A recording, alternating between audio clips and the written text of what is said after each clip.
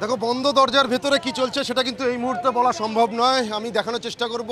পুলিশের যারা অফিসিয়ালরা এসছেন প্রায় 4 থেকে 5 জন, তারা ভেতরে যাওয়ার পর এই যে বাইরের যে সুবিশাল দরজা দেখতে পাচ্ছ, এই দরজা কিন্তু ভেতর থেকে সম্পূর্ণরূপে বন্ধ করে দেওয়া হয়েছে।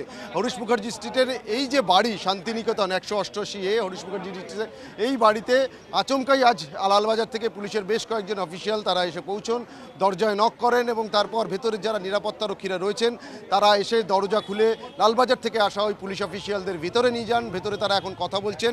তবে কি কারণে পুলিশের এই আজকের এই বাড়িতে আসা, সেই বিষয়টা কিন্তু এখনও সম্পূর্ণরূপে স্পষ্ট নয়। জল্পনা স্তরে বিভিন্ন বিষয় উঠে আসছে, যেটা এর আগেও তোমাকে বললাম আমি, যে পুরসভার তরফ থেকে দিন কয়েক আগেই একটা নোটিশ দেওয়া হয়েছিল এই বাড়ির বেশ কিছু অংশ বেআইনি, সেগুলো ভাঙার নোটিশ দেওয়া হয়, যেটা মনে করা হচ্ছে যে সেই নোটিশের সময়সীমা অতিক্রান্ত হয়ে যাওয়ার কারণেই কি পুলিশের তরফ থেকে এই বাড়ির যারা দায়িত্বপ্রাপ্ত রয়েছেন বা বাড়ির যারা বাসিন্দারা রয়েছেন তাদের সঙ্গে কথা বলার জন্য আমরা দেখতে পাচ্ছি যে বেরিয়ে আসছেন পুলিশ আধিকারিক যারা যারা এসেছিলেন, তারা বেরিয়ে আসছেন।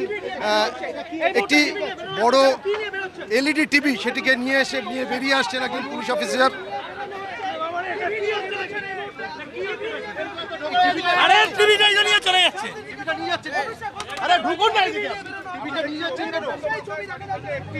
একটি বড় এলইডি টিভি বাড়ির ভেতর থেকে খুলে নিয়ে আসা হলো এবং সেই গাড়িটি দেখতেই পাচ্ছ কলকাতা পুলিশের এই গাড়িতে তোলা হচ্ছে।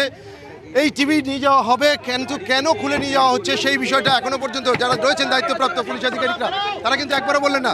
দেখানোর চেষ্টা করবো, সৌজন্যকে বলবো যে কলকাতা পুলিশের এই গাড়ি, কিন্তু এই গাড়িটি কলকাতা পুলিশের গাড়ি। কলকাতা পুলিশের দুজন অফিসার যারা ভেতরে ঢুকেছিলেন তারা কিন্তু এই গাড়ি নিয়ে আসছে। গাড়িতে করে এই মুহূর্তে আমরা দেখতে পারলাম যে নিয়ে যাচ্ছেন সেই এলইডি টিভি, যেটা এই বাড়ির ভেতরে ছিল। কিন্তু কেন এই এলইডি টিভি খুলে নিয়ে যাওয়া হলো সেটা কিন্তু স্পষ্ট করলেন না যারা পুলিশ অফিসাররা এসেছিলেন। তারা এই মুহূর্তে আমরা দেখতে পারলাম যে কলকাতা পুলিশের যে কয়েকজন অফিসার যারা এসেছিলেন তারা ভেতর থেকে বেশ খানিকটা সময় থাকার পর এই যে এলইডি টিভি সেটিকে খুলে নিয়ে বেরিয়ে গেলেন।